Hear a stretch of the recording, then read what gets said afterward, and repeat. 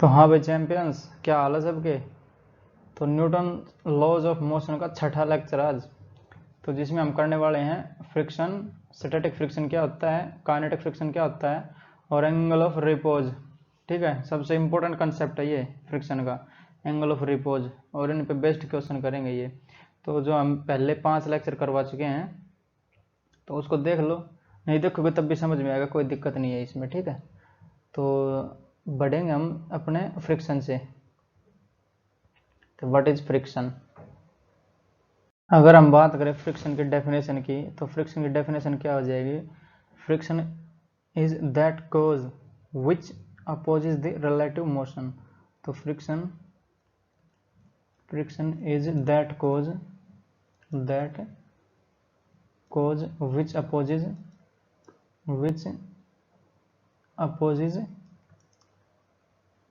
The relative motion. ठीक है, तो एक ऐसा कोज है ये, क्योंकि जो फोर्स होता है वो कोज ही होता है और फ्रिक्शन एक फोर्स है। तो friction is that cause which opposes the relative motion. अगर रिलेटिव मोशन हो रही है तो उसको अपोज करेगा। अगर इसकी दूसरी डेफिनेशन देखें और करके, इसकी डेफिनेशन है, it opposes the tendency of relative motion. It opposes the tendency of relative motion. ठीक है, या तो मोशन हो रही है या फिर टेंडेंसी है रिलेटिव मोशन होने की। तो उस केस में जो हमारा फोर्स एक्ट करेगा वो करेगा फ्रिक्शन। जैसे इसका एग्जांपल दूं मैं अगर, तो ये एक मान लेते हैं ग्राउंड फ्रेम।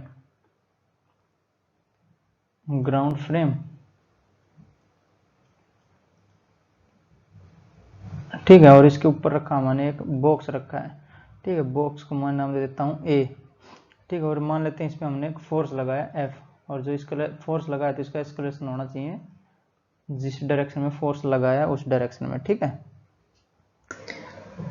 तो ग्राउंड को लगेगा कि जो बॉक्स ए है वो आगे बढ़ना चाह रहा है, तो वो ग्राउंड क्या करेगी, इसको रेस्ट में रखने के लिए इसके पीछे की ओर एक फ्रिक्शन लगाएगी पीछे की ओर। ठीक है, तो जो ये आ जाएगा अपना फ्रिक्शन, जो कि एक्ट करेगा या फिर अपोज करेगा रिलेटिव मोशन को। तो ये जैसे फोर्स हम लगा रहे हैं तो ये चाहेगा आगे बढ़ना, बट ग्राउंड क्या करेगा, उस पर फ्रिक्शन लगा के पीछे की ओर, ताकि ये आगे ना बढ़े। क्योंकि जो फ्रिक्शन है वो एक कोज है, अपोज करता है रिलेटिव मोशन, क्योंकि इसके बीच में रिलेटिव मोशन होने वाला है। ठीक है, तो इसका अपोज करेगा, तो इसको रेस्ट में रखने की कोशिश करेगा फ्रिक्शन। ठीक है, एक और एग्जांपल देख लेते हैं इसका। अगर मान लेते हैं ये अपना ग्राउंड फ्रेम, यही है ग्राउंड फ्रेम, और ये एक कार्ट है अपनी अब की बार। ठीक है, ये कार्ट मान लेते हैं। तो ये अगर मान लेते हैं हम ए एस्केलेशन से जा रही है, तो जो इसकी वेलोसिटी है, मान लेते हैं इस पे एस्केलेशन ए लग रहा है और ये जा रहा है फोर्स लग के, तो ये क्या करेगा, जैसे ये वाला जो फोर्स फ्रिक्शन है ये कहलाएगा अपना स्टैटिक फ्रिक्शन, क्योंकि ये रेस्ट पे है पहले, इनिशियली एट रेस्ट। तो मैं यहाँ लिख भी देता हूँ रेस्ट पे। तो जो ये वाला फ्रिक्शन कहलाएगा, ये अपना हो जाएगा स्टैटिक फ्रिक्शन, एफ स्टैटिक। और दूसरा क्या है, जैसे ये मोशन में है तो मैं यहाँ लिखूंगा मोशन में है ये। ठीक है, मोशन में है तो जो ये टायर्स रहेंगे, ये टायर्स और ये ग्राउंड रहेगा, इनके बीच में फोर्स लगेगा, वो फ्रिक्शन लगेगा, वो कहलाएगा अपना काइनेटिक फ्रिक्शन। ठीक है, तो यहाँ पे लगेगा अपना काइनेटिक फ्रिक्शन, और जो कि अपोज करेगा, फ्रिक्शन है जो अपोज ही करेगा। ठीक है, चाहे एफ काइनेटिक हो चाहे स्टैटिक हो, एफ काइनेटिक, या इसको हम बोलेंगे काइनेटिक फ्रिक्शन। ठीक है, फ्रिक्शन का एक ही काम है, बस अपोज करना है रिलेटिव मोशन का, या फिर टेंडेंसी है, जो रिलेटिव मोशन होने की टेंडेंसी है उसको अपोज करेगी। और एक और एग्जांपल ले लेते हैं, जैसे ये हमारा ग्राउंड फ्रेम,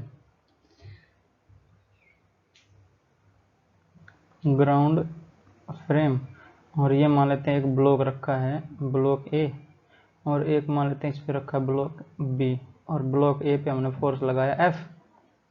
ठीक है, तो ब्लॉक ए क्या चाहेगा, एस्केलेशन चाहेगा ए, जिस डायरेक्शन में फोर्स लगा उसमें। ठीक है, तो जैसे ए अपना जा रहा है इस डायरेक्शन में, तो जो ए क्या चाहेगा, बी रेस्ट पे है तो बी को वो आगे खींचेगा। ठीक है, तो बी को खींचेगा आगे, तो ये लगेगा फ्रिक्शन से ही। तो friction on B due to A, और एक बी क्या सोचेगा, जैसे बी रेस्ट में रहेगा तो बी सोचेगा ए आगे बढ़ रहा है तो इसको अपोज करेगा, तो जो फ्रिक्शन लगेगा वो पीछे लगेगा। तो एक लगेगा फ्रिक्शन एफ पीछे किस पे, friction on A due to B. ठीक है, तो ये जैसे पेयर में जो न्यूटन थर्ड लॉ था, पेयर में अक्कर करते हैं तो फोर्स ये पेयर में, ये जो फ्रिक्शन फोर्स है ये भी पेयर में है। ठीक है, तो इनसे क्या पता चलता है, जैसे दो प्रकार के फ्रिक्शन निकल के आते हैं, एक तो स्टैटिक और एक अपना हो गया काइनेटिक फ्रिक्शन। ठीक है, तो बढ़ते हैं हम एक एक करके इनको देखते हैं। एक स्टैटिक फ्रिक्शन से शुरुआत करते हैं नेक्स्ट स्लाइड पे। तो है अपना स्टैटिक फ्रिक्शन। तो स्टैटिक फ्रिक्शन के लिए हम मान लेते हैं जैसे हमने उसे एक बॉक्स को रखा था ना, उसी बॉक्स को रखते हैं इस प्रकार से, जैसे ये ग्राउंड फ्रेम और इस पे रखा है एक बॉक्स। ठीक है, और ये मान लेते हैं फोर्स एफ लगाया हमने इस पे, अगर फोर्स एफ है वो स्मॉल है। ठीक है, स्मॉल फोर्स या फिर स्मॉल अप्लाइड फोर्स कह देता हूँ इसको मैं, अप्लाइड फोर्स, क्योंकि हमने अप्लाई करा इस पे और इस ब्लॉक का नाम दे देता हूँ ए। ठीक, और जो जैसे फोर्स लगा तो इसको एस्केलेशन होना चाहिए इसका, या जो है अपना एस्केलेशन होना चाहिए जिस डायरेक्शन में फोर्स लगा है उसमें बट क्या फोर्स स्मॉल है, तो जो ये वाला ग्राउंड का जो सरफेस है वो इस पे ब्लॉक पे लगाएगा अपोजिट डायरेक्शन में फ्रिक्शन। क्यों, क्योंकि फ्रिक्शन अपोजिट रिलेटिव मोशन। ठीक है, तो जो ये एफ है, जैसे ये जो अप्लाइड फोर्स है ये स्मॉल है, तो ये वाला फोर्स भी स्मॉल रहेगा या फिर इसको खिसकने नहीं देगा। मान लेते जो इसकी लिमिटिंग फोर्स है, ये एफ लिमिटिंग है, ये 12 न्यूटन का है, और हमने ये जो अप्लाइड फोर्स है वो 2 न्यूटन का लगाया, तो एफ है ये ज़्यादा है तो ये सरकेगा नहीं, जो ये अपना ब्लॉक है ये खिसकेगा नहीं कहीं। ठीक है, और जो ये वाला हो जाएगा इसके जो आंसर होएगा वो भी 2 न्यूटन आएगा, क्योंकि जो ये फ्रिक्शन फोर्स है ये है सेल्फ एडजस्टिंग फोर्स। तो F static is self adjusting force, self adjusting force, self adjusting force. और क्या कह सकते हैं इसको, जो एफ एस है वो है variable, is a variable force, variable force.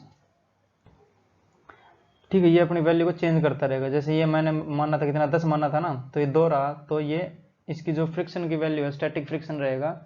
Static friction क्यों रहेगा, क्योंकि ये रुका हुआ है, स्टैटिक है ना यहाँ पे, तो मैं इस पर लिख देता हूँ ये स्टैटिक है, स्टैटिक ब्लॉक है ये, तो ये आ जाएगा अपना स्टैटिक फ्रिक्शन।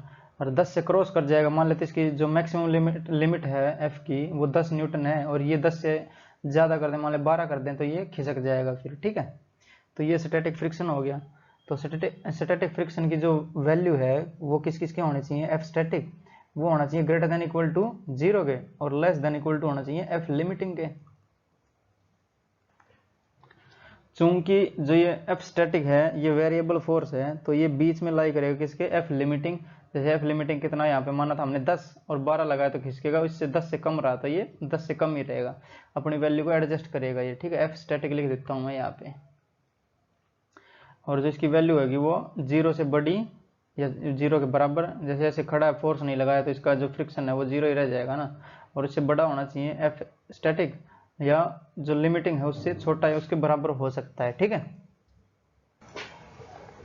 और जो एफ लिमिटिंग है वो देखा गया है, जैसे एफ लिमिटिंग वो बराबर आया है म्यू एस इंटू एन के, देखा गया है। ये कैसे है इसका मैं एक बार बता देता हूँ कैसे हुआ है ये। जैसे हम ये अपनी वॉल मान लेते हैं और इससे एक चिपका है अपना ब्लॉक, ब्लॉक को नाम दे दिया मैंने ए। ठीक है, और ब्लॉक को हम पुश कर रहे हैं, फोर्स ए लगा रखा हमने। ठीक है, तो एफ फोर्स से हम इसको पुश कर रहे हैं। तो जो ए ब्लॉक है इस पे लगने वाली फोर्सेस क्या क्या है, एक तो इसका वेट लगेगा एम जी नीचे, एम जी नीचे, और एक जैसे ये फोर्स लगा रखा हमने, और जो ये दीवार है ये इस पे लगाएगी नॉर्मल रिएक्शन, तो एक लगाएगी ये नॉर्मल रिएक्शन। तो एफ जितना ज़्यादा उतना ज़्यादा नॉर्मल रिएक्शन ज़्यादा। ठीक है, तो नॉर्मल रिएक्शन जितना ज़्यादा उतना ही जो फ्रिक्शन लगेगा। जैसे मान लीजिए फोर्स है ये कम है, हमारा कम फोर्स है तो ये मान लेते हैं नीचे फिसलेगा, तो नीचे नीचे फिसलेगा तो एक फ्रिक्शन आएगा अपना ऊपर की तरफ, क्योंकि फ्रिक्शन अपोजिट रिलेटिव मोशन, तो ऊपर की तरफ एक और आएगा इसका फ्रिक्शन।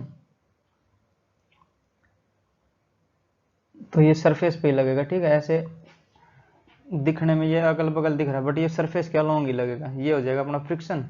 तो इसमें 4 फोर्स लगे, एक तो फ्रिक्शन जो फोर्स हमने लगाया अप्लाइड फोर्स है, और एक जो है वॉल इस पे नॉर्मल रिएक्शन लगाएगी इस ब्लॉक में, एक इसका वेट डाउनवर्ड करेगा, और अगर इसमें मोशन होगी तो एक फ्रिक्शन फोर्स लगेगा ऊपर की तरफ। जैसे जितना ज़्यादा अप्लाइड फोर्स करा हमने तो ये उतना दब जाएगा, मतलब ये नीचे नहीं खिसकेगा फिर। तो नीचे नहीं खिसकेगा मतलब फ्रिक्शन फोर्स बढ़ेगी, तो फ्रिक्शन फोर्स बढ़ेगी तो नॉर्मल रिएक्शन भी बढ़ेगा। तो एफ अगर देखें, एफ फ्रिक्शन फोर्स अगर ग्रेटर हो रही है तो ये डायरेक्टली प्रोपोर्शनल हो रही है किसके, नॉर्मल रिएक्शन के। जैसे हमने अप्लाइड फोर्स ज़्यादा बढ़ाया तो ये जो ब्लॉक है ये नीचे नहीं खिसकेगा, नीचे नहीं खिसकेगा मतलब जो फ्रिक्शन है वो ज़्यादा है एम की तुलना में, ठीक है, और ज़्यादा हुआ एम की तुलना में, और एफ हो जाएगा डायरेक्टली प्रोपोर्शनल टू एन होएगा, जितना ज़्यादा फोर्स लगाएंगे उतना ही पलट के दीवार इस पर नॉर्मल रिएक्शन लगाएगी। तो हम लास्ट में कह सकते हैं जो फ्रिक्शन है वो डायरेक्टली प्रोपोर्शनल है नॉर्मल रिएक्शन के।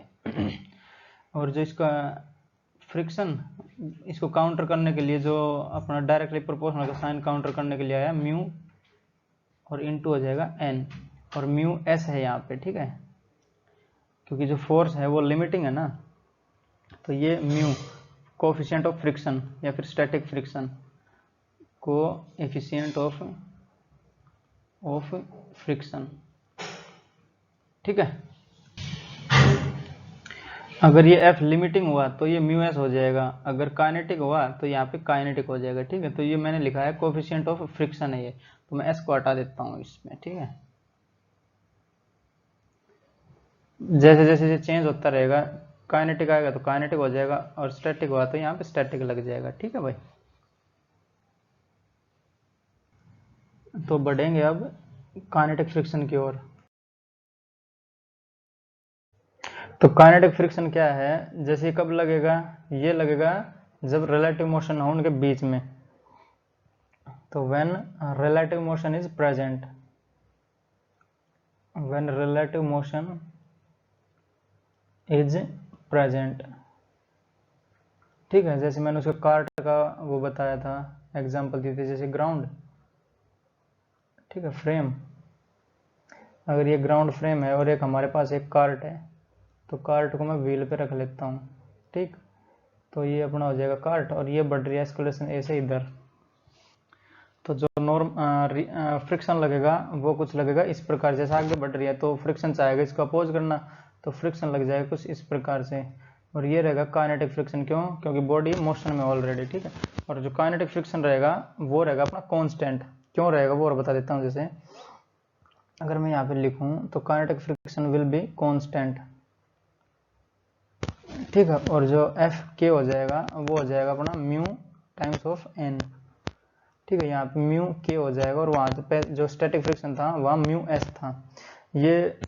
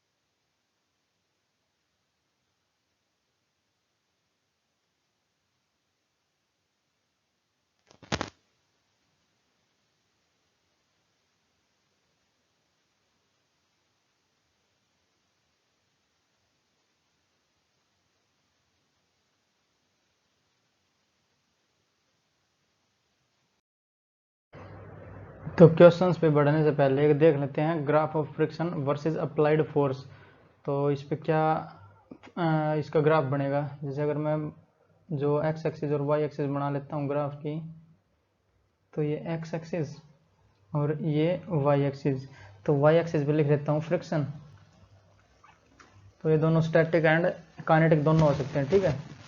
तो एफ एस एंड एफ के, ठीक है, दोनों का देखना है वर्सेस अप्लाइड फोर्स। तो एफ लिख देता हूँ यहाँ पे अप्लाइड फोर्स, अप्लाइड फोर्स। अब जो अपना स्टैटिक फ्रिक्शन है वो तो एक सेल्फ एडजस्टिंग फोर्स है।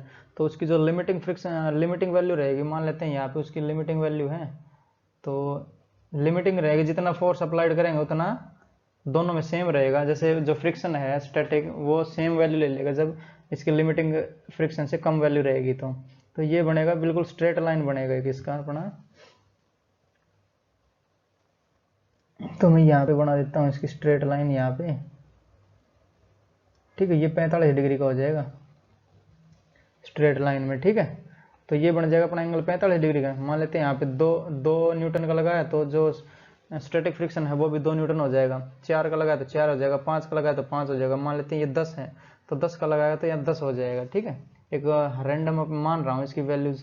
तो ये मान लेते हैं 10 है, और ये अप्लाइड फोर्स भी 10 मानना मैंने, ठीक है। 5 होगा तो 5 पे दोनों रह जाएगा, क्योंकि जो स्टैटिक फोर्स है ना वो अपना सेल्फ एडजस्टिंग है। तो अगर ये लिमिटिंग है, अगर मान लेते हैं यहाँ पे लिमिटिंग है, ये आ जाएगा एफ लिमिटिंग, ठीक है। अगर लिमिट क्रॉस करने के बाद हो जाएगा ये, तो जो अपना चेंज हो जाएगा, क्योंकि मोशन में आ जाएगी, फिर जो फ्रिक्शन लगेगा वो अपना लगेगा काइनेटिक फ्रिक्शन। तो काइनेटिक फ्रिक्शन रहता है इससे कम, तो ये थोड़ा सडनली ड्रॉप हो जाएगा। तो जैसे ये इसको मैं ड्रॉप कर देता हूँ छोटा सा, तो ये कुछ इस प्रकार से ड्रॉप हो जाएगा ये, ठीक है। और उसके बाद क्या है, उसके बाद ये चलेगा कांस्टेंट हो जाएगा, क्योंकि म्यू के को फर्क नहीं पड़ता ना कि कितनी मोशन में है कितनी नहीं है, तो वो हो जाएगा कांस्टेंट। तो यहाँ पे हो जाएगा एफ के बराबर हो जाएगा कांस्टेंट, क्योंकि जो मैंने बताया था एफ के बराबर है म्यू के इंटू एन, और जो कि कांस्टेंट रहता है, जितना भी उसकी मर्जी चाहे एक्सेलरेशन बढ़ा लो उसका, ठीक है। जो टच में रहेगा अपना, जैसे ये बताया था कार्ट वाला, तो जितनी भी स्पीड दोगे इसकी, तो जो पार्ट है इसका टायर्स का, वो जितना धरती से पहले 10 की स्पीड पे रहेगा उतना ही 20 पे रहेगा, उतना ही 30 पे रहेगा, ठीक है। तो ये हो जाएगा अपना कांस्टेंट। तो कांस्टेंट वाला ये ग्राफ हो गया। और ये कम क्यों होता है वो और बता देता हूँ। जैसे जो अपना बॉक्स रहता है उसमें कुछ इरेगुलरिटीज होती हैं, दिखा देता हूँ एक बार।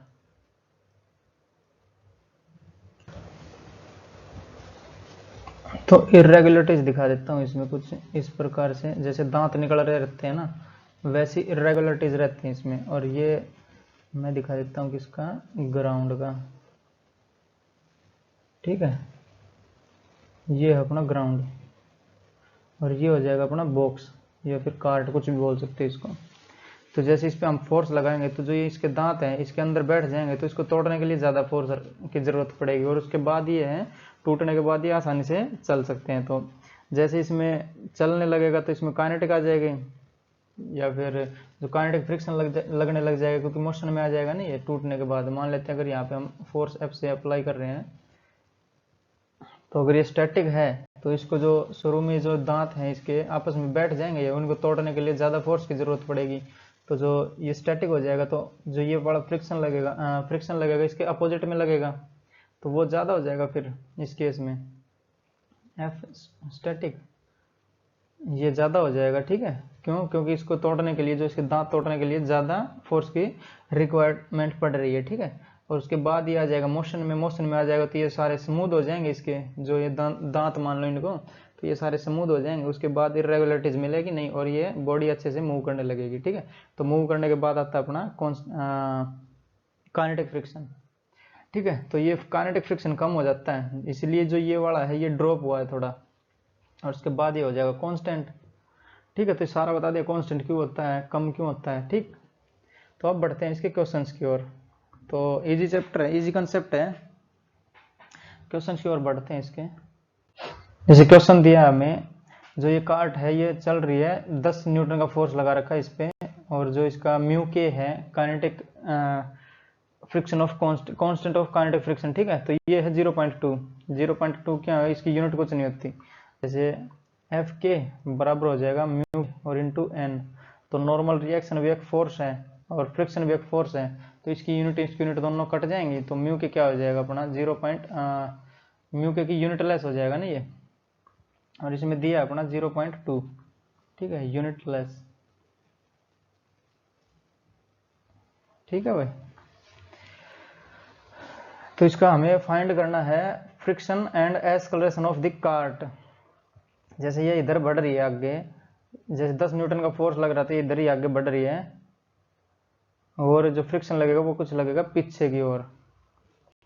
तो फ्रिक्शन को मान लेता हूँ हम लगा है पीछे फ्रिक्शन, और चूंकि ये चल रही है तो ये काइनेटिक फ्रिक्शन लग जाएगा यहाँ पे, ठीक है। और जो ये बॉडी है या फिर ये कार्ट है, इस पर लगने वाली फोर्सेस देख लेते हैं। जैसे 4 kg है तो डाउनवर्ड लगेगा अपना डाउनवर्ड लगेगा mg, और जो एक जो धरती लगाएगी इसके ऊपर वो लगाएगी नॉर्मल रिएक्शन। तो ये ना तो ऊपर जा रही है ना ये धरती में धंस रही है, तो n बराबर हो जाएगा mg के, n बराबर हो जाएगा mg। तो n कितना हो जाएगा अपना, m है अपना 4 kg और 10 ले लेते हैं g को, तो 4 दाई 40 हो जाएगा, 40 न्यूटन नॉर्मल रिएक्शन। और हमें क्या बताना है, find friction and acceleration of the cart.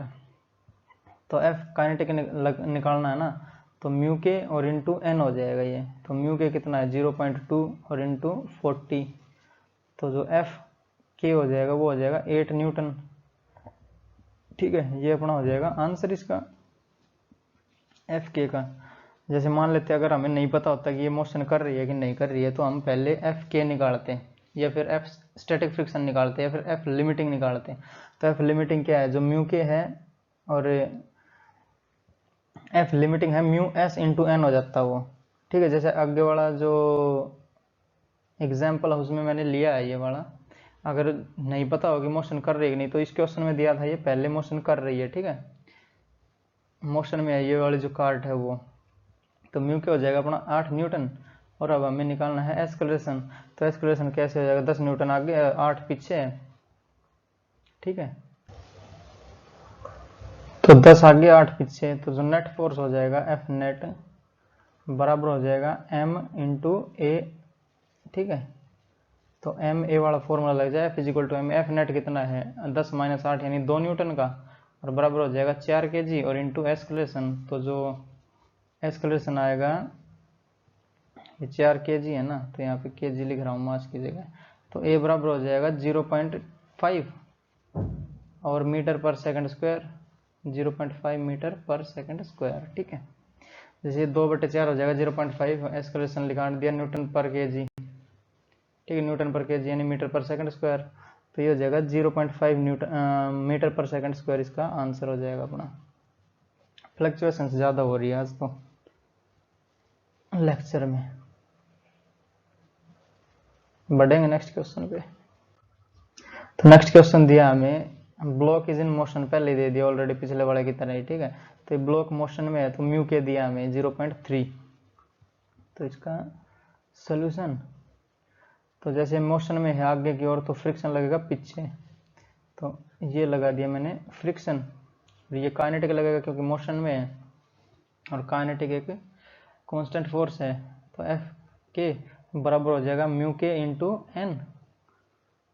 तो हमें क्या निकालना है, फाइंड एन एफ के एंड एक्सेलरेशन। तो पहले एफ भी निकालना है और नॉर्मल रिएक्शन भी निकालना है। तो अगर मैं 4 kg वाले कार्ट की एफ बी डी बनाऊँ यहाँ पे, तो ये एक हो जाएगा F B D M G नीचे यानी 40 नीचे हो जाएगा, 4 kg या 10 जी का वैल्यू रख दी यहाँ पे, और क्या एक हो जाएगा नॉर्मल रिएक्शन ऊपर की तरफ, तो ये हो जाएगा नॉर्मल। तो नॉर्मल रिएक्शन की वैल्यू क्या होएगी वो अभी देखेंगे। पहले जो ये है अपना, इसके दो कंपोनेंट बनेंगे, एक तो ये इसके अलोंग और एक इसके परपेंडिकुलर। तो अलोंग वाला क्या हो जाएगा, जैसे अगर यहाँ पे बनाऊं तो ये हो जाएगा अपना अलोंग tan√2 और cos 45, ठीक है। तो ये cos 45 1/√2 हो जाता है, तो 1/√2 ये √2 कट जाएगा तो बचेगा क्या, 10 न्यूटन बचेगा वहाँ पे। तो इसको मैं मिटा के 10 न्यूटन ही लिख दे रहा हूँ आगे की तरफ, ठीक है। और एक हो जाएगा अपना ऊपर की तरफ, तो ऊपर की तरफ साइन 45 हो जाएगा, तो साइन 45 भी 1/√2 होता है, तो ये भी 10 हो जाएगा ऊपर की तरफ, ठीक है। 10 न्यूटन, 10 न्यूटन ऊपर और 10 न्यूटन ही राइट साइड में एक्स एक्सिस की डायरेक्शन में, ठीक। तो अब इसके एफबीडी में एक और जुड़ गया ये वाला फोर्स, जैसे 10 न्यूटन और लग गया ना, एक तो नॉर्मल लगाएगा, एक 10 भी लगाएगा, क्योंकि ये 45 एंगल पे है ना, तो यहाँ पे n और एक ये +10 और कर देता हूँ 10 न्यूटन, ठीक है। तो अब ये ना ऊपर जा रहा है ना ब्लॉक नीचे धंस रहा है जमीन में, तो ये n + 10 बराबर हो जाएगा 40 के, तो n बराबर हो जाएगा अपना 30 के, तो n बराबर हो जाएगा 40 - 10 यानी 30 न्यूटन, ठीक है। तो एक अपना n निकल के आ गया, n की वैल्यू आ गई 30 न्यूटन। अब चाहिए हमें फ्रिक्शन काइनेटिक, तो म्यू के भी दे रखा 0.3 और जो नॉर्मल रिएक्शन वो भी आ गया अपना 30, तो 3 3 9 बन जाएगा एफ के, तो एफ के बराबर हो जाएगा 9 न्यूटन, ठीक है। तो 9 न्यूटन पीछे और 10√2 न्यूटन आगे, तो बॉडी एक्सलरेट करेगी आगे की तरफ, तो नेट फोर्स कितना हो जाएगा 10√2 - 9, तो F net equal to M A वाला लगा देंगे फॉर्मूला, तो 10√2 - 9 इक्वल टू 4 × a, ठीक है। तो ये कितना हो जाएगा अपना, तो a आ जाएगा अपना बटे 4 हो जाएगा इसके, तो एक्सक्लेशन आ जाएगा 10√2 और -9 और डिवाइड बाई 4 और मीटर/सेकंड², ठीक है। तो फर्दर इसको सिंप्लीफाई करें अगर, तो √2 की वैल्यू आ जाएगी 1.4, तो 10 × 1.4 यानी 14, और 14 में से 9 जाएगा तो 5, और 5/4, तो ये हो जाएगा अपना a बराबर हो जाएगा 5/4, और इसको और काटेंगे इसको तो 1.25 और मीटर/सेकंड², ये इसका आंसर हो जाएगा अपना, ठीक है। तो तीनों की वैल्यू आ गई, एफ के की भी आ गई 9 न्यूटन और एक्सलेशन आ गया 1.25 मीटर/सेकंड² एक्स एक्सिस की डायरेक्शन में, जिस डायरेक्शन में अपना 10 न्यूटन का फोर्स लगा उसी में ही। तो जैसे इसमें दे दिया पहले ब्लॉक मोशन में है, अगर ये कंडीशन ना दी रही तो पहले हमें एफ के चेक करना पड़ेगा।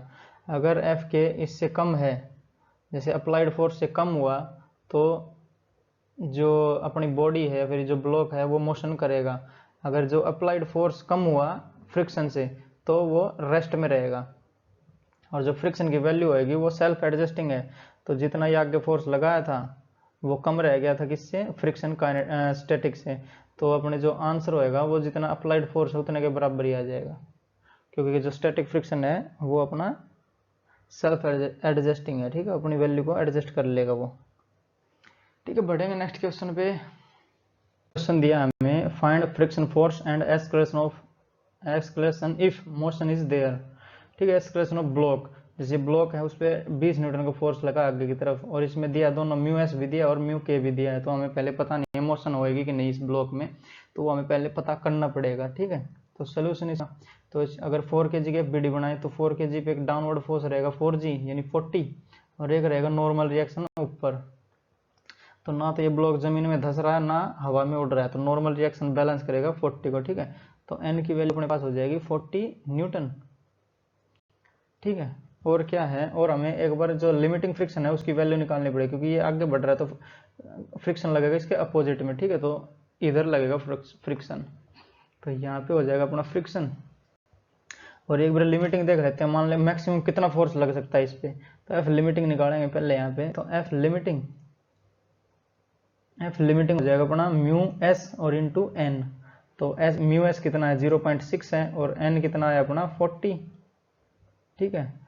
तो जो एफ लिमिटिंग आया वो आया अपना 24 न्यूटन, तो यहाँ देखो जो एफ लिमिटिंग है वो है 24 न्यूटन, तो ये अगर 24 न्यूटन तक लगाएंगे तो ये सहन कर जाएगा, बट लगा कितना 20, तो ये इसको बढ़ने नहीं देगा, आगे फ्रिक्शन ज़्यादा है तो आगे थोड़ी मोशन थोड़ी होएगा इसका, तो एक्सक्लेशन तो हो जाएगा अपना 0, क्योंकि मोशन करेगी नहीं बॉडी, और फ्रिक्शन कितना हो जाएगा अपना, फ्रिक्शन हो जाएगा 20 न्यूटन, क्यों, क्योंकि जो लिमिटिंग फ्रिक्शन है वो 24 है, बट जो स्टैटिक फ्रिक्शन है वो सेल्फ एडजस्टिंग फ्रिक्शन है, ठीक है।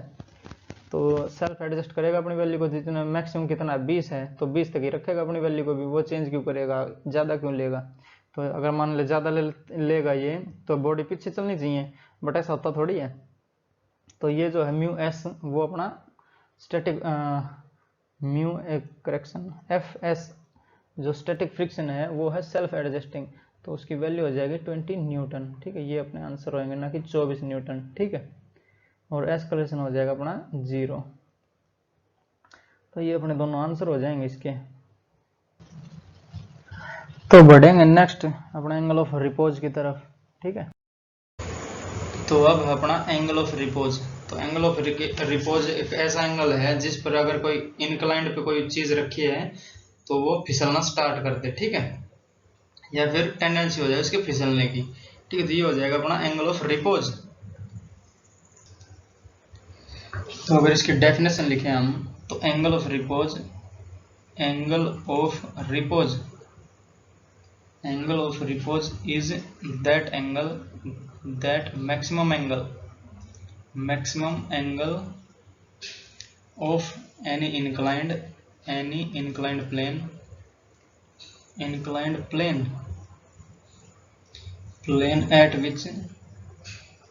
at which object is just to slide। ठीक है, इसके लिए हमें एक इंक्लिनेशन बनाना पड़ेगा, इंक्लाइंड प्लेन बनाना पड़ेगा। जैसे मैं मान लूँ, अगर इसको मैं अच्छे से बना लेता हूँ एक बार। ठीक है, मान लेता हूँ ये अपना इंक्लाइंड प्लेन है कोई। ठीक, तो यहाँ पे रखा है कोई ऑब्जेक्ट ए कोई ऑब्जेक्ट है। ठीक, और ये वाला वो एंगल है थीटा। ठीक है, ये वाला वो थीटा मैक्सिमम है जहाँ पे ये जस्ट टू स्लाइड होगा। ठीक है, ये जैसे इसके थोड़ा सा बढ़ाया तो ये स्लाइड करना शुरू कर देगा, ये वो वाला एंगल है। ठीक है, एंगल ऑफ रिपोज। तो इसके ऊपर देख लेते हैं क्या आएगा, एंगल ऑफ रिपोज की वैल्यू क्या आएगी। तो इस पे जो मास m है, इस पे लगने वाली फोर्सेस देखते हैं एक बार। तो एक तो वर्टिकली डाउनवर्ड लगेगा इसका mg वेट। ठीक है, तो mg नीचे, और एक जो इंक्लाइंड का सरफेस है वो इस पे लगाएगा नॉर्मल रिएक्शन। ठीक है, तो जो mg के दो कंपोनेंट हो जाएंगे, एक तो ये हो जाएगा mg sin थीटा और एक इसके परपेंडिकुलर हो जाएगा mg cos थीटा। तो ये अगर लिखूं मैं तो ये हो जाएगा mg sin थीटा, और जो ये परपेंडिकुलर है इसके ये हो जाएगा mg cos theta, mg cos theta. ठीक है, ये पिछले वाले लेक्चर में करवा दिया है। जैसे अगर ये मैं देखूं ये थीटा, तो ये 90 माइनस थीटा, और ये फिर से थीटा हो जाएगा क्योंकि ये वाला और ये वाला 90 डिग्री पे है। ये 90 माइनस थीटा, तो ये थीटा, तो ये वाला कंपोनेंट mg cos थीटा और ये वाला mg sin थीटा। ठीक है, अब हम mg को कर सकते हैं नेगलेक्ट यहाँ पे। ठीक, तो दो कंपोनेंट बना लिए। अगर मान लेते जो mg sin थीटा है, अब ये जो ब्लॉक है ये इसकी वजह से नीचे फिसलना चाहेगा, और इसके जैसे ये रिलेटिव मोशन होएगी या फिर टेंडेंसी है रिलेटिव मोशन होने की, तो फ्रिक्शन लग जाएगा इसके अपोजिट में। तो यहाँ पे लगेगा एक फ्रिक्शन F। ठीक है, तो अब जो ये ब्लॉक है ना तो ये ऊपर उड़ रहा है ना ये इस जो अपना इंक्लाइंड है इसमें धंस रहा है, तो नॉर्मल रिएक्शन बराबर हो जाएगा mg cos थीटा के। तो नॉर्मल रिएक्शन बराबर हो जाएगा mg और cos थीटा के। ठीक है, ये इक्वेशन एक मान लेते हैं हम इसको। बट ये जो थीटा है ये है maximum theta at which it is just to slide. जो ये ब्लॉक है ये स्लाइड करने वाला है, तो ये जो फ्रिक्शन होगा ये मैक्सिमम फ्रिक्शन रखना पड़ेगा हमें। तो एफ मैक्स जितना मतलब जो फ्रिक्शन है जितनी देर तक इसको होल्ड कर सकता है वही तो रखना पड़ेगा, जब भी तो ये मैक्सिमम एंगल आएगा। जैसे मान लेते हैं ये 45 डिग्री पे रख दिया, तो ये 46 डिग्री पे स्लाइड करना शुरू कर देगा, तो जो मैक्सिमम फोर्स लगेगा ना उस पर कि मैक्सिमम कितना रोक सकता है ये भाई। तो इसको देखते हैं क्या आएगा। तो जो एफ मैक्स है उसकी वैल्यू कितनी होती है, एफ मैक्स या फिर एफ लिमिटिंग होता है म्यू एस और इनटू नॉर्मल रिएक्शन। ठीक है, तो एफ लिमिटिंग बराबर हो जाएगा म्यू एस और इनटू नॉर्मल रिएक्शन हो जाएगा mg cos थीटा के। जैसे n बराबर mg cos थीटा है, तो ये म्यू एस और mg cos थीटा मैंने यहाँ पे रख दिया इसकी जगह। तो जो स्लाइड होने की स्थिति में क्या होना चाहिए, mg को sin थीटा और f मैक्स या एफ लिमिटिंग दोनों बराबर होने चाहिए। तो ये बराबर हो जाएगा किसके, एम जी और साइन थीटा के, ठीक है। तो ये दोनों बराबर हो जाएंगी, तो इसमें क्या है, एम जी से एम जी कट जाएगा ये, ठीक है। थोड़ा सही से बना देता हूँ इसको।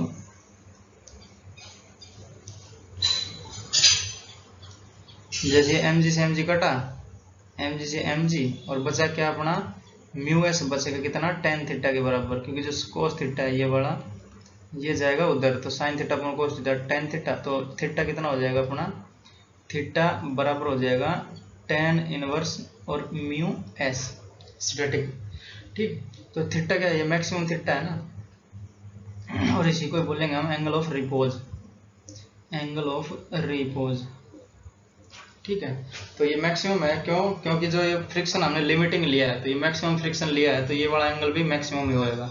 अगर मैं देखूं यहाँ से एम जी साइन थीटा, तो ये एम जी साइन थीटा ये बराबर होगा किसके, कौन सी कंडीशन में, जब ये एंगल ऑफ रिपोज है, तो ये एफ मैक्स के बराबर होएगा, और एफ मैक्स कितना, म्यू टाइम्स एन, यानी mu M G cos theta के, तो म्यू एम जी और कोस थीटा के।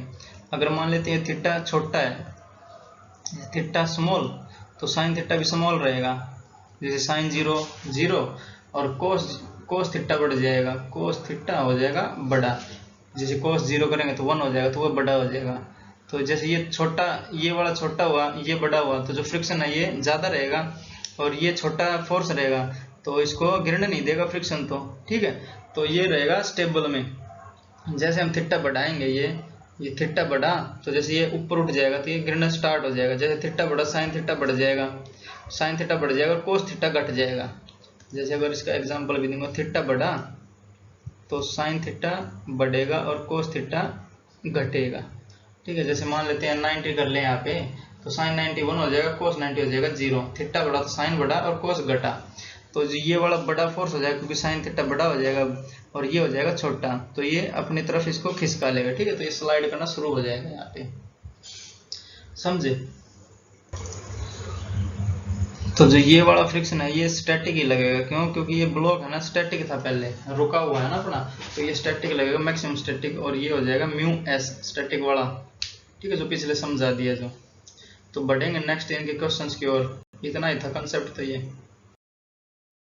क्वेश्चन दिया हमें, if angle of repose is 45 degree, find is body is in rest और इन मोशन और फ्रिक्शन एंड एक्सलरेशन। जैसे ये दिया हमें, ये 30 डिग्री दिया है, एंगल ऑफ रिपोज नहीं है ये, तो एंगल ऑफ रिपोज जो है अपना वो रहेगा टेन थीटा, जो बताया था मैंने। इसका सोल्यूशन देखते हैं, तो टेन थीटा बराबर हो जाएगा म्यू एस, ठीक है। तो म्यू एस निकल के आ जाएगा यहाँ से, क्योंकि एंगल ऑफ रिपोज है 45 डिग्री, तो ये हो जाएगा म्यू एस बराबर हो जाएगा 1 के, ठीक है। अब इस पे जो लगने वाली फोर्सेज है वो देख लेते हैं। जो एस एम पे लगेगा, तो इसका वर्टिकली डाउनवर्ड एम जी, तो इसके दो कंपोनेंट कर लेंगे पहले ही, जो हमने पिछले में करे थे। तो यहाँ पे आएगा एम जी साइन थीटा, और जो इसके परपेंडिकुलर आएगा ये आएगा एम जी कोस थीटा, ठीक है। एक लगेगा यहाँ पे फ्रिक्शन और एक लगेगा नॉर्मल रिएक्शन, ठीक है। इतना सब पिछले वाले स्लाइड में करा था, ठीक है। अब ये हो जाएगा अपना कैंसिल, इसको कैंसिल कर सकते हैं क्योंकि दोनों कंपोनेंट ले लिया हमने इसका, ठीक है। तो मैं इसको कर देता हूँ कैंसिल, क्योंकि दोनों कंपोनेंट ले लिए हमने। और अगर जो ये एफ लिमिटिंग है, क्योंकि एंगल ऑफ रिपोज दिया है तो 45 डिग्री, तो हमें क्या करना है, बॉडी इन रेस्ट है या फिर मोशन में है, तो ये मैक्सिमम लिमिट देखनी पड़ेगी। जो एफ मैक्स है लिमिटिंग रखना पड़ेगा यहाँ पे, ताकि हमें एफ लिमिटिंग की वैल्यू पता चले।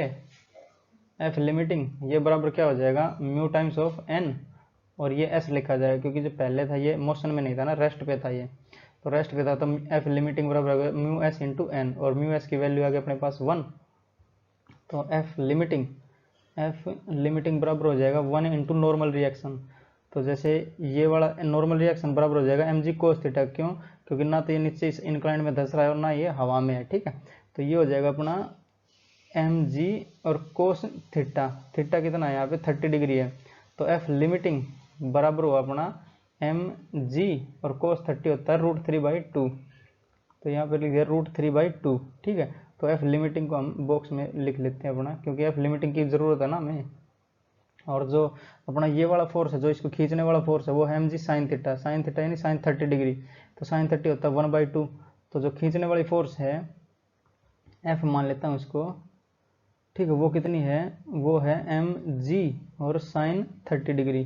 तो जो खींचने वाली फोर्स है वो है mg/2।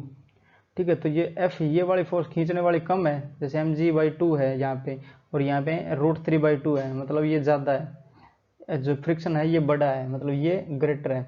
तो F limiting is greater than F applied, या फिर जो हमें मिल रहा है ये mg से जो कंपोनेंट मिल रहा था ये कम है इससे। ठीक है, F लिमिटिंग ज़्यादा है, तो ये वाली बॉडी रेस्ट पे रहेगी। ठीक है, और फ्रिक्शन क्या रहेगा, इसके सेल्फ एडजस्टिंग है, जैसे मैंने बताया था, तो इसका फ्रिक्शन हो जाएगा ये वाला जो mg साइन थीटा के बराबर है, जो कि mg/2 हो जाएगा। तो फ्रिक्शन हो जाएगा mg/2 के बराबर, क्योंकि सेल्फ एडजस्टिंग है तो अपनी वैल्यू को एडजस्ट कर लेगा, जितना ये लगेगा उतना ही ये लगेगा। मतलब जो ये वाला फोर्स है, जो ये फिर फ्रिक्शन है, ये लग सकता था कितना, इतना लग सकता था, बस रिक्वायरमेंट कितनी पड़ी, इतने की, और ये कितना आया, mg/2 आया। तो जो फ्रिक्शन है सेल्फ एडजस्टिंग, अपनी वैल्यू एडजस्ट करेगा, mg/2 करेगा। ठीक है, तो ये अपना आंसर हो जाएगा इसका फ्रिक्शन का, mg/2। एक अच्छे से लिख देता हूँ यहाँ, mg/2, और ये हो जाएगा अपना आंसर फ्रिक्शन के लिए। और एस्केलेशन हो जाएगा इसका 0, क्योंकि रेस्ट पे है, और ये है रेस्ट और मोशन में बताना, तो रेस्ट पे हो जाएगा। ठीक है, तो ये अपना हो जाएगा आंसर इसका। बढ़ेंगे नेक्स्ट क्वेश्चन पे। क्वेश्चन दिया हमें, if angle of repose is 37 degree. ठीक है, तो एंगल ऑफ रिपोज दिया, तो हम इसको लिख लेते हैं पहले। तो tan थीटा बराबर है म्यू, और म्यू है तो म्यू एस है, ये म्यू एस बराबर हो जाएगा tan 37 डिग्री। ठीक है, तो tan 37 डिग्री। ठीक है, और क्या है, हमें बताना है बॉडी रेस्ट पे है या फिर मोशन में, और फ्रिक्शन बताना है और एस्पिरेशन बताना है। जैसे एंगल ऑफ रिपोज से अगर ये बड़ा है तो स्लाइड करेगा। जैसे एंगल ऑफ रिपोज कौन सा एंगल है, वो सबसे बड़ा एंगल है जिसपे जस्ट टू स्लाइड वाली पोजीशन पे रहता है। अगर 38 हुआ तो भी ये फिसलेगा, 39 हुआ तो भी फिसलेगा, 45 है तो ये फिसलेगा ही। ठीक है, तो मोशन में रहेगा। तो यहाँ पे लिखूँ मैं, अगर block will be in motion, block will be in motion.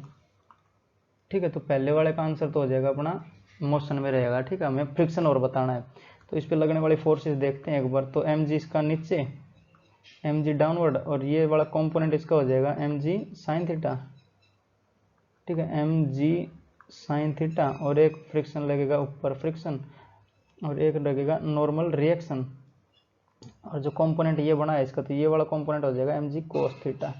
ठीक है, तो ये इसका कंपोनेंट हो जाएगा mg कोस थीटा। अब नॉर्मल रिएक्शन बराबर हो जाएगा mg कोस थीटा के। ठीक है, और क्या है, जो एफ मैक्स हो जाएगा, एफ मैक्स बराबर हो जाएगा अपना म्यू एस इंटू एन के।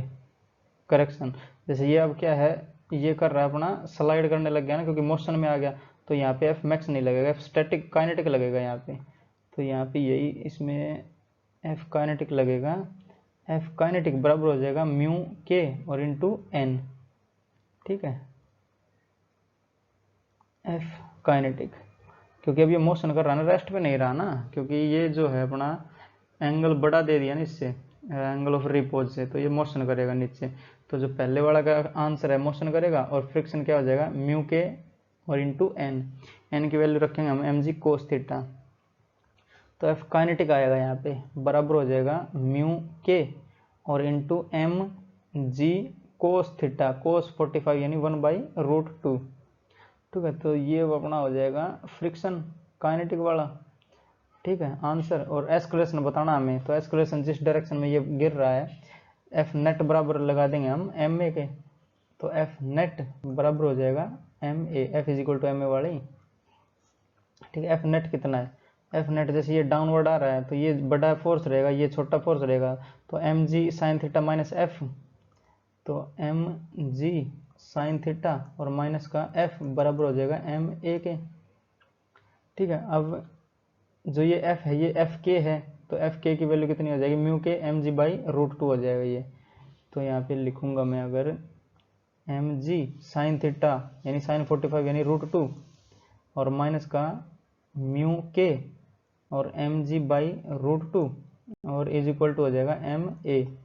तो ये m तो सब में से मर जाएगा, जैसे m और m सब में से मर जाएगा ये, तो m और m मर जाएगा और एस्केलेशन आ जाएगा अपने पास ये बचा हुआ, जैसे g by root 2 minus mu के g बाई रूट 2, तो g बाई रूट 2 कॉमन आ जाएगा इसमें से, तो 1 माइनस म्यू के और इंटू जी बाई रूट 2 बराबर हो जाएगा एस्केलेशन के। तो एस्केलेशन अगर लिखें हम तो g बाई रूट 2 और इंटू 1 माइनस म्यू के, तो ये हमारा एस्केलेशन हो जाएगा, आंसर हो जाएगा इसका। ठीक है, तो रोकते हैं लेक्चर को यहीं पे। तो जो अब नेक्स्ट लेक्चर आएगा वो ब्लॉक ओवर ब्लॉक पे आएगा। ठीक है, तो जो ये बताया मैंने इतना, इनमें अब क्वेश्चन लगाने हैं, तुम्हारा काम है ये सब क्वेश्चन लगाना। जब क्वेश्चन नहीं आए तो उसमें कमेंट बॉक्स में लिखो सर ये नहीं आया। वैसे जो भी कंसेप्ट थे इसके वो सारे करवा दिए, कब म्यू के लगाना है, कब म्यू एस लगाना है। ठीक है, और ठीक है, पढ़ाई करते रहो। ऑल दी वेरी बेस्ट, मिलेंगे नेक्स्ट लेक्चर में।